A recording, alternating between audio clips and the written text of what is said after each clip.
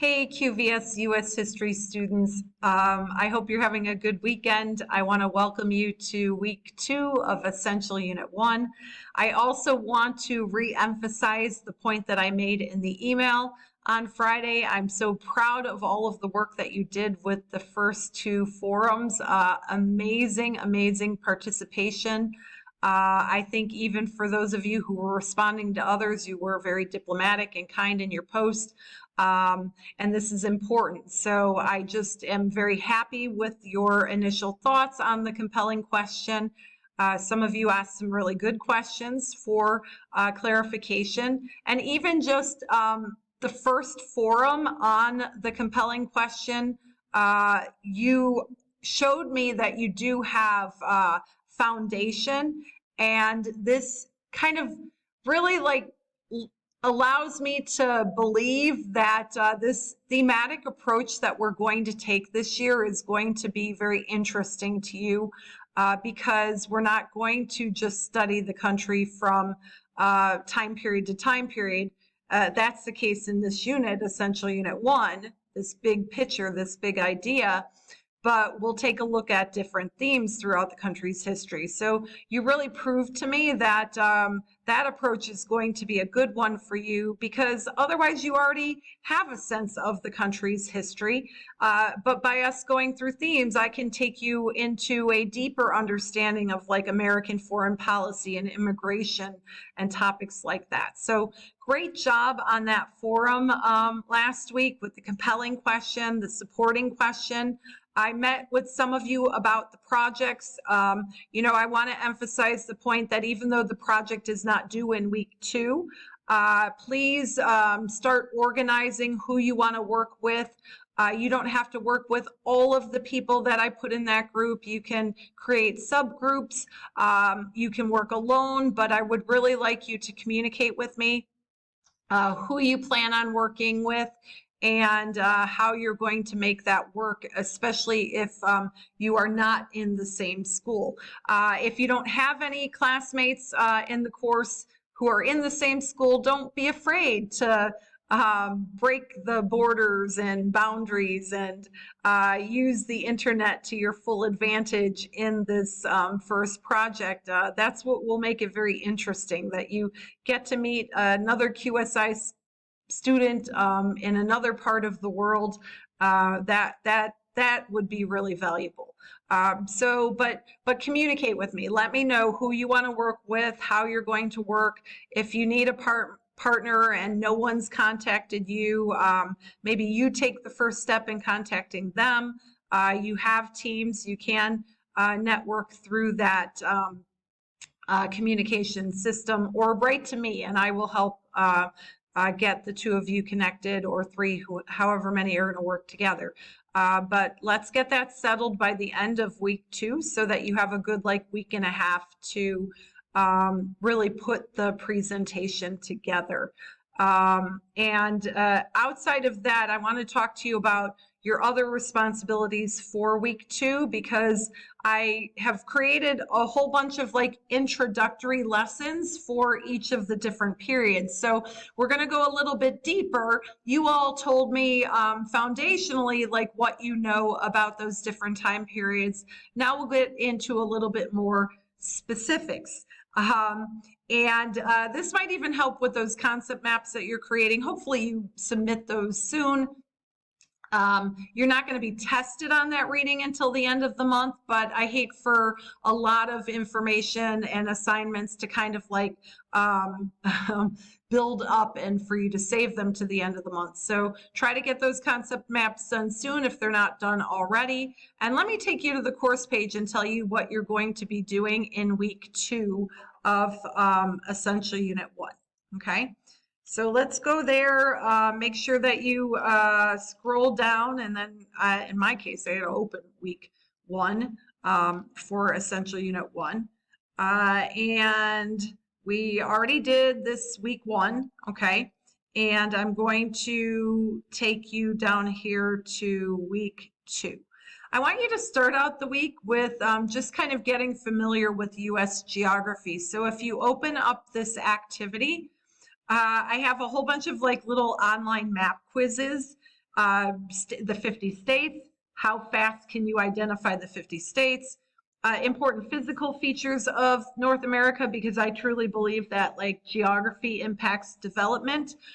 So it would be good if you had familiarity with the Great Lakes, the mountain ranges in the east and the west, the Appalachian, the Rockies, and the Sierra Nevada, the Mississippi River, basic features like that. Then we go to cities in the United States, like can you distinguish between New York and LA, Chicago, where I'm from, Cleveland. This is just like a little cities quiz. And then it's important for you to know the 13 original colonies. So these kind of set the foundation for what came to be the United States, and it would be valuable for you to be able to locate them along the eastern coast of the United States.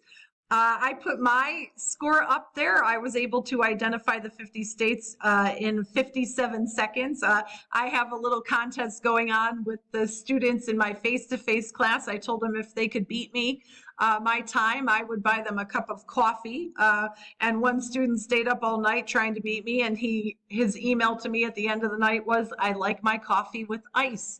I can't buy you coffee, but what I can offer you is some extra credit points. So if you can beat that time just in this first one, the states of the United States, if you can identify all 50 in less than 57 seconds, I will offer you some extra credit points on that final test over the case study reading. Okay, so let's say 5 extra credit points, which is a significant amount of points. So good luck in that challenge. I'm sure there's someone out there, if not more than one, who will probably surpass me easily, because you guys are like, you're into video games, and my hand moves slow with the mouse and all of that. It doesn't move very fast. So that was actually very difficult for me to do, even though I know all 50 states very well. So just getting familiar with U.S. geography, but don't let it occupy all of your time, because this is where I want to talk about all of these different overviews. And please don't get scared. There are 9 of them, but they are not going to take you forever. Each one of them has like a 10 to 15 minute introductory video to the 9 different periods. I linked some other crash course videos. So if you watch the crash course and the introductory video, it'd be like 30 minutes plus answering the question. But I saw a student last week already move ahead, and they got through like almost all of them in a day. So I don't want to tell you that you have to do that either. But I do want to emphasize the point that you shouldn't feel overwhelmed by them. The whole purpose of each of them is to give you a little bit more detailed information about each of the time periods. And then here's my big suggestion. Whatever claim that I forced you into for your project assignment, I would pay particular attention to the time period that you've been assigned. So if you're Group A, maybe pay particular attention to these 3 overviews under the 18th century. Same goes for Group B. Now, it doesn't mean if you're Group B, you don't have to do these 3. You still have to do them, but you just want to take extra notes and pay particular attention to the area that you've been assigned. Okay, so there are 9 overview activities. They are called SCORM packages. And I just put a video in the Teams chat about SCORM packages and how you should treat them and how you are able to complete them and ensure that your score gets sent to me. So I want to emphasize the importance that, number 1, you answer all the questions in the SCORM package. And number 2, you always remember to click the submit an email score button at the end of the SCORM package. Again, so make sure you do all 9 of these activities for week 2. Getting familiar with U.S. geography, and then these 9 overview activities. Once you do one really well, they're all structured exactly the same way. And before I move away from this, I just want to emphasize the score that you should be striving for. So next to each title of the SCORM, it tells you how many points I expect that you to receive out of the total. So make sure that you really strive for those points, and you can redo questions if you get them wrong the first time, but I don't think that you're going to find that anything that's presented to you in any of these overviews is overly complicated. I'm very confident that you're going to do well with that. And if you get them all done in a day or two and you still need time for the concept map, then you have time for that. And or you want to get started working on your project.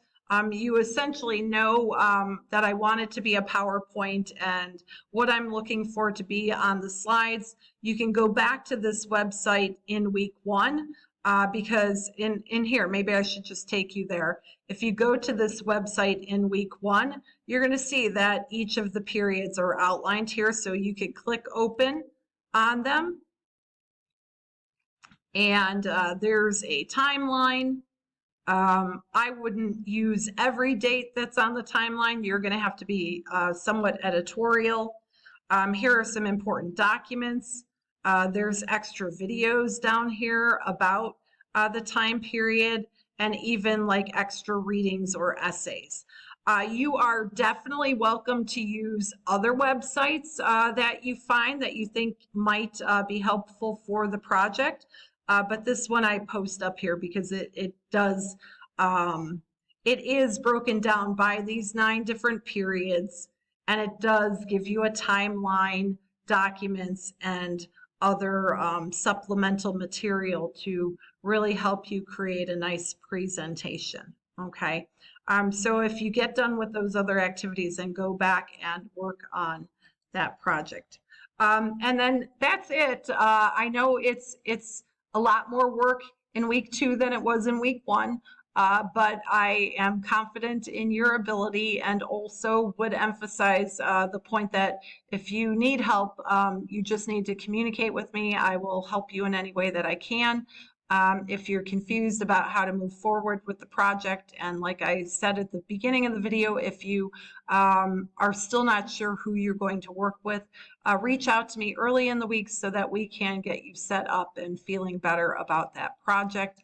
That's still due in a few weeks. I mean, we still have lots of time, so you shouldn't be feeling too overwhelmed at this point, okay? And if you do, please reach out to me so that I can help calm any fears that you have.